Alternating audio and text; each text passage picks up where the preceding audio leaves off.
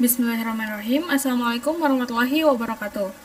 Saya Sri Raya Guru dengan NIM S1S1222079. Pada kesempatan kali ini, untuk tugas pengenalan pola, di sini saya akan menjelaskan materi mengenai DB-Scan. Nah, algoritma DB-Scan ini mendefinisikan klaster sebagai wilayah kesinambungan dengan kepadatan tinggi. Untuk cara kerjanya adalah sebagai berikut. Yang pertama itu untuk setiap instance, algoritma menghitung beberapa banyak instance yang terletak dalam jarak kecil atau epsilon darinya. Wilayah ini disebut instance epsilon makeboard. Nah, yang kedua yaitu jika sebuah instance memiliki setidaknya min sample instance dalam epsilon makeboard-nya termasuk dirinya sendiri, maka hal tersebut dianggap sebagai contoh core instance. Dengan kata lain, instansi inti adalah instansi yang berlokasi di wilayah yang padat. Nah, kemudian yang ketiga, semua instance di sekitar instance inti termasuk dalam klaster yang sama. Lingkungan ini dapat mencakup instance inti lainnya. Oleh karena itu, rangkaian panjang instance inti yang berdekatan membentuk satu klaster. Kemudian yang keempat yaitu setiap instance yang bukan instansi inti dan tidak memiliki instansi inti di lingkungannya dianggap sebagai anomali. Nah, algoritma ini bekerja dengan baik jika semua klaster cukup padat dan jika mereka dipisahkan dengan baik oleh daerah kepadatan rendah. Untuk kelas DB-Scan pada scikit-learn ini dapat kita ketahui dengan mudah. Nah, di sini kita akan melakukan pengujian atau kita akan mencoba mendemokan untuk bagian DB-Scan ini. Langsung saja saya akan buka Colab.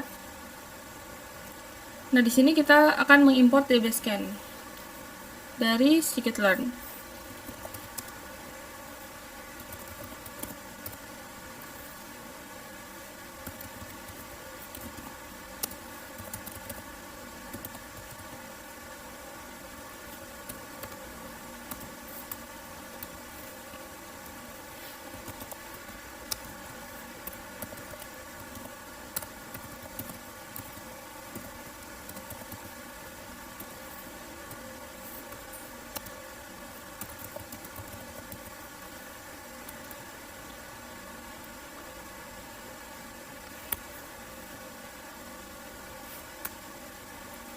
Kemudian X, Y sama dengan maxmoons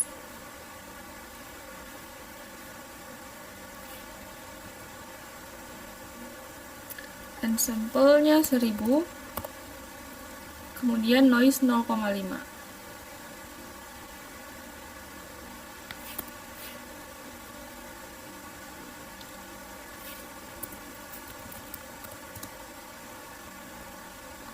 Epsilonnya 0,05 dengan minimal sampel 5.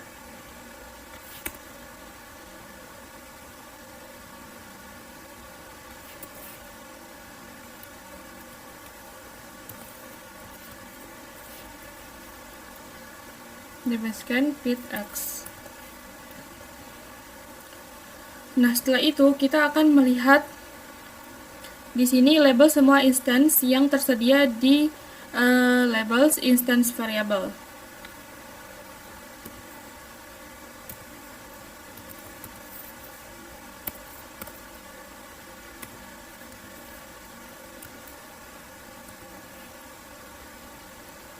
Ini di outputnya. Kemudian, nah, di sini kita bisa memperhatikan bahwa beberapa contoh memiliki indeks cluster yang sama dengan -1. Yang ini contohnya. Nah, yang berarti bahwa mereka dianggap sebagai anomali oleh algoritma.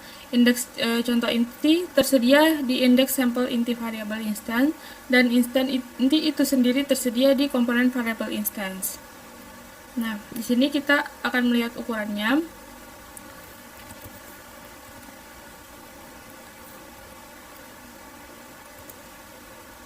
Di sini ada 813. Kemudian kita coba dbScan.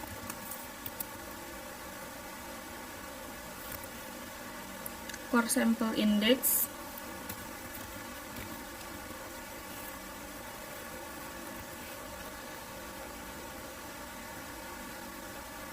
Lalu dbScan komponen.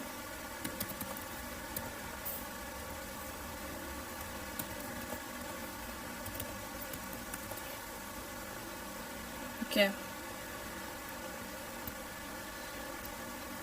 Nah, untuk pengelompokan ini direpresentasikan dalam plot yang bagian sebelah kiri. Nah, seperti yang dapat kita lihat, ia mengidentifikasi cukup banyak anomali ditambah 7 klaster berbeda. Nah, ini sungguh mengecewakan. Untungnya, jika kita memperluas lingkungan setiap contoh dengan meningkatkan epsilonnya hingga 0,2, kita akan mendapatkan pengelompokan di sebelah kanan yang ini yang tampak sempurna. Nah, kemudian akan dilanjutkan dengan model yang ini. Nah, lalu di sini agak mengherankan, dbScan class tidak memiliki predict metode, meskipun memiliki fit predict method. Dengan kata lain, metode ini tidak dapat memprediksi klaster mana yang menjadi tempat instance baru berada. Keputusan implementasi ini dibuat karena algoritma klasifikasi yang berada dapat lebih baik untuk tugas yang berbeda, sehingga penulis memutuskan untuk membiarkan pengguna memilih nama yang akan digunakan. Nah, selain itu, metode ini juga tidak sulit untuk diimplementasikan. Nah, untuk selanjutnya, di sini contohnya itu kita akan train sebuah K-Neighbors classifier. Kita lanjutkan di sini.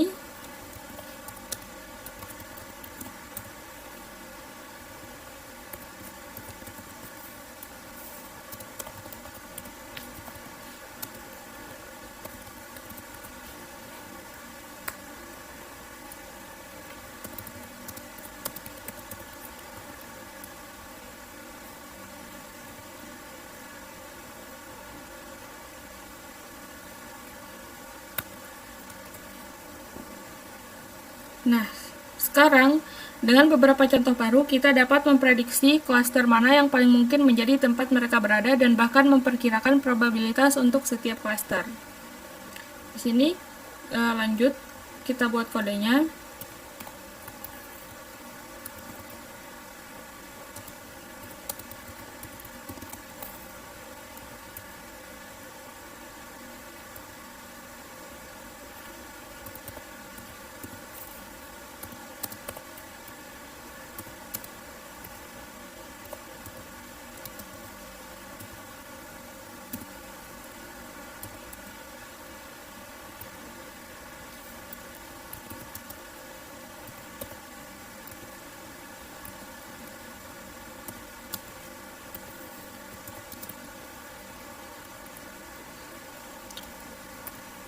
Kemudian knn predict xnew.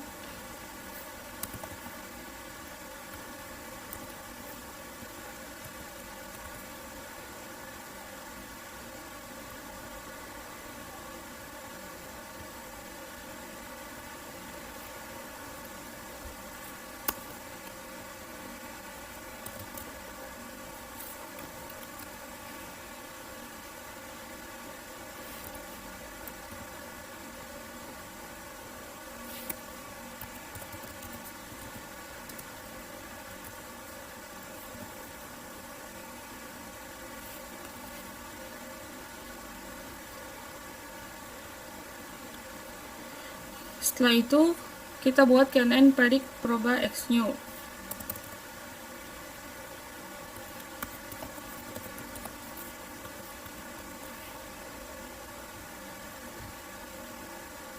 Nah, di sini perlu diperhatikan bahwa kita hanya melatih pengklasifikasi pada instance inti, tetapi kita juga dapat memilih untuk melatihnya pada semua instance, atau semua kecuali anomali. Pilihan ini bergantung pada tugas akhirnya.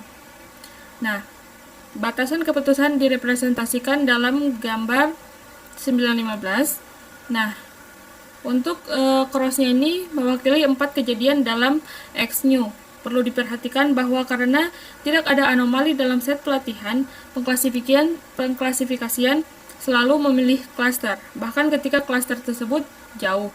Cukup mudah untuk memperkenalkan jarak maksimum dalam hal ini dua contoh yang jauh dari kedua klaster. Diklasifikasikan sebagai anomali. Untuk melakukan ini digunakan neighbors method dari K-neighbor classifier. Nah, di sini kita melihat sekumpulan contoh. Ia mengembalikan jarak dan indeks ke K tetangga terdekat dalam set pelatihan atau dua matriks masing-masing dengan K columns. Nah, di sini kita lanjut lagi untuk kodenya.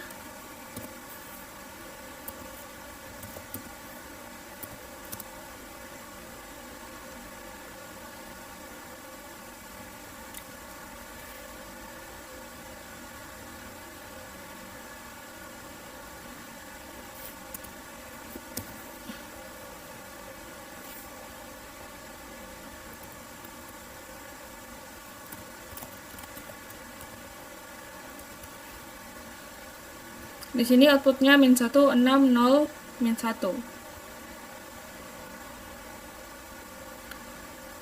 Nah, singkatnya, DBScan adalah algoritma yang sangat sederhana namun kuat dan mampu mengidentifikasi sejumlah klaster dalam bentuk apapun. Algoritma ini tangguh terhadap outlier dan hanya memiliki dua hiperparameter, epsilon dan mean samples. Namun, jika kepadatannya bervariasi secara signifikan di seluruh klaster, maka mustahil untuk menangkap semua klaster dengan benar. Kompleksitas komputasinya itu kira-kira OM log M, membuatnya cukup dekat dengan linear sehubungan dengan jumlah instance, tetapi implementasi scikit-learn dapat memerlukan hingga OM pangkat 2 memori jika epsilonnya itu berukuran yang besar. Nah, untuk penjelasan DBScan pada materi kali ini dari saya cukup sekian. Mohon maaf bila ada kekurangan. Wabillahi taufiq wal hidayah. Wassalamualaikum warahmatullahi wabarakatuh.